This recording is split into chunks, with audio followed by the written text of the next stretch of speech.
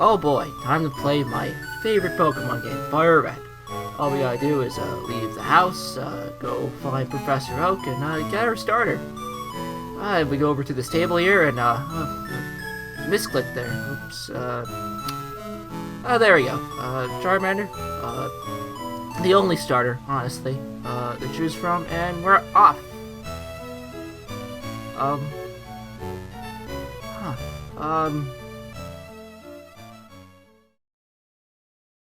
What?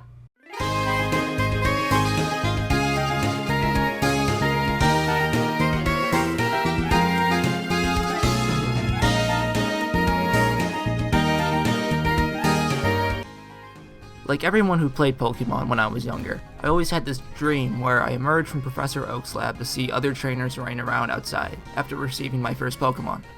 I'd always assumed that it would never happen due to it being such a ludicrous idea being dismissed by Game Freak. But after the announcement of the Let's Go spin-off series on the Switch, which included optional co-op sections, I began to think that mentality had changed. But then I remembered, why wait? So after a quick Google search for a forgotten game, to my surprise I found it was still alive.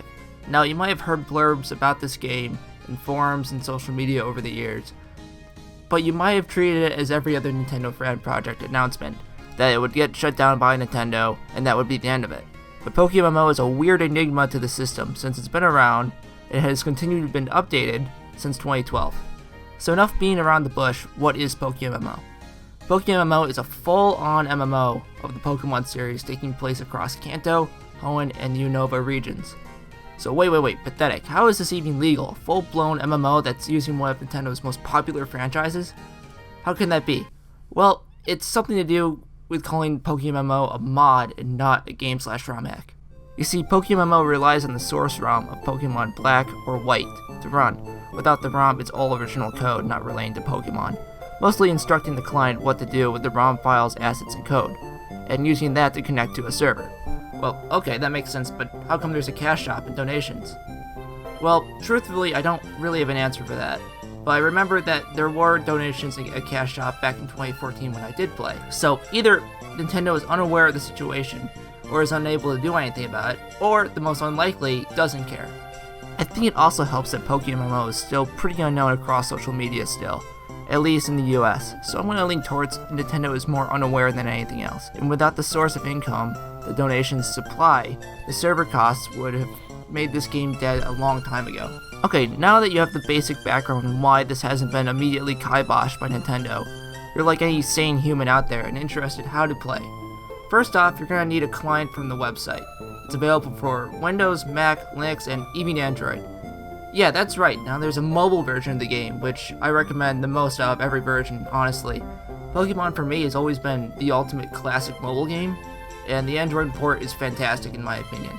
So, after you've done that, you need to get the ROM files, either ripping them from your cartridges or downloading them from somewhere else. Again, you'll need at least Pokemon Black or White to play, but I highly recommend downloading all the suggested ROMs so you can play all the regions and have follower Pokemon. I also recommend putting the ROM files in the suggested ROM folder the client creates to help streamline the process. If you're installing the mobile version, just find out where the ROMs are located on your phone for each ROM it asks, and it's that simple. Finally, the last step is to make an account and then sign in on the client, and boom, you're in. However, I do suggest you do one more thing, and that's install some mods for your client. In the description, I've linked a forum post with some mods I've downloaded that include 3D models from 3DS games and then Gen 5 follower sprites. The installations are essentially drag and drop into the mods folder and enabling them in-game. Okay, so you've reached this far, now what? Well, as a senile old man once told me, your adventure is about to begin. You are given a chance to choose how your character looks beyond the standard boy or girl from the base game, and then you can choose which region you'll start out in. So, quick side note, you are restricted to this region until you get 4 gym badges. Then, a boat will unlock in the port city of that region where you can go and change regions. However, the downside is you won't get access to that region's boat until you've gotten another 4 badges, and the game essentially restarts from if you chose that region at the beginning. But you can always return to your starting region by talking to the mom in that region. So with that out of the way, the game plays exactly like the base game at the start, except there's a bunch of people running around that aren't NPCs. The base game also plays essentially the same, with some quality of life changes. such as the battle speeds being much faster, the addition of the auto run button, specific tabs to view IVs and EVs, an actual helpful Pokédex where you can look up moves and locations, full controller support, and animations being overall a lot quicker as a whole. The Android version also includes all these changes as well as a touchscreen friendly interface that vastly is improved, if not equal to most games and emulators on the Android. I want to mostly talk about changes to the base game outside the obvious multiplayer in this part of the video now. Let's start with wild encounters. You'll get the occasional horde encounter where up to 5 Pokemon show up, as well as some extra species appearing in various areas that weren't originally there. This contributes to the fact that essentially each region doesn't have much of an overlap with species of Pokemon.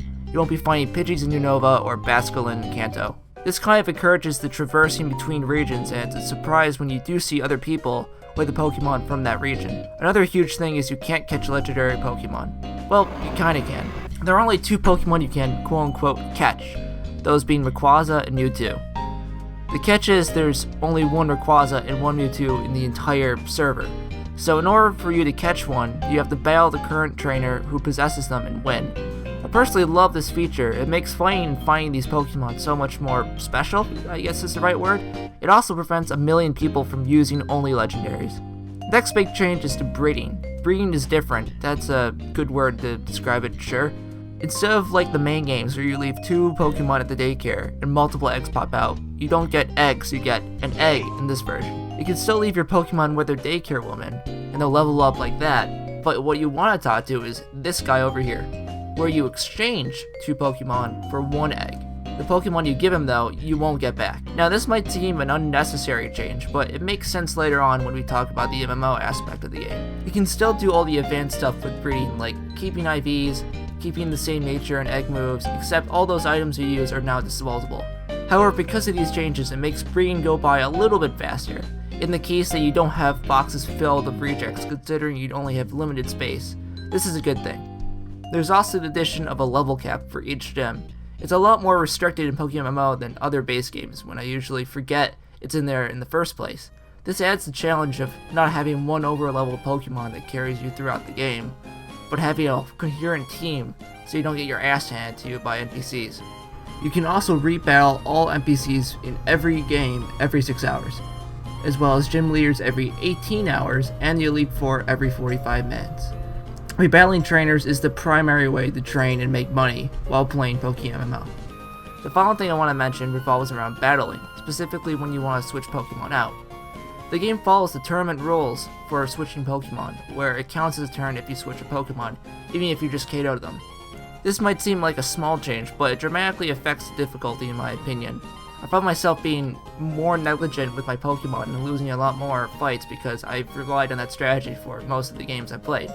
So all these changes have been overall good or indifferent in my opinion, so let's talk about the MMO side of PokeMMO. PokeMMO includes all the standard MMO features such as a friends list, guilds, in-game cosmetics, multiple servers, chat, and a global market. I want to talk a little bit more about the global market because this is an extremely useful feature. The global market allows you to trade and buy Pokemon and items in the game, anytime, anywhere. This is stupidly useful and opens up a whole new way to play the game. You can make a living on literally farming Pokemon if you want. It also allows you to search for rarer, late game items early on, so if you want to focus on EV and IV training right off the bat, you can. It's also the reason the breeding rework happened because the original version would essentially crash the in-game economy on the Pokemon side. Do I think it's worth sacrificing breeding for it though? Debatable. I'm indifferent on the way they chose it, but I'm pretty sure there must be a solution somehow to incorporate the old breeding back in. Some more MMO features include limited time events to obtain rare cosmetics or Pokemon that happen around certain holidays or updates, as well as tournaments and matchmaking for PvP, where you can either compete or spectate matches. There is, as stated before, the game also includes a standard MMO chat function with local, global, and whispering. However, most of the chat is used by Latin American or Asian speaking players, so your use may vary. Outside the MMO stuff, I found the amount of things you can do with a buddy very lacking. One of the biggest gripes I have with the whole game is there isn't an option to set all Pokemon to the same level if they're under level 50. This makes it really hard to play with people if you have higher level Pokemon and still want to play with your friends. I would love for the tournament feature to be updated, so not only it decreases everyone's Pokemon at level 50, but raises them too if needed be. The AI also have some gripes with. It seems to have some balancing issues, especially when it comes to critical hits and attacks that hit more than once. I don't know if it was bad luck or what, but it seemed like I was hit more by critical hits in this playthrough of Black than any other Pokemon game, as well as attacks that can hit up to 5 times, always hitting 5, as well as the chance of running away from battling being a lot lower to succeed despite your level. Outside of battle, the rate at which the AI dictates the Pokemon appear seems to be drastically higher. Like, imagine Mount Moon's spawn rate in every area. This almost forces you to buy repels to have an even chance to make it through areas unscathed. So overall, PokeMMO adds a bit of a difficulty curve to the base game, which I think is definitely needed, but I feel like it adds a lot of unnecessary cheap difficulty in other ways. But besides that, I think it's a must play though. This game improves so much on just the quality of life side to justify playing it over the standard ROM. On top of the fact you're playing a Pokemon game with hundreds of real people. And on top of that, it includes a lot of the post-game content, like the Battle Frontier, to add even more time to your game. And on top of the fact that you can still EV train, makes the ability to do some actual competitive play if you're into that, or even shiny hunting for more late game stuff. And the fact, the ability to travel between 3 different regions and play through roughly 60 hours of main story content for the low price of free. The game, as far as I've experienced, has a healthy enough player base where I was seeing people everywhere I went, despite not having the official numbers. So if you are in a mood for another playthrough of Pokemon, I do recommend PokeMMO.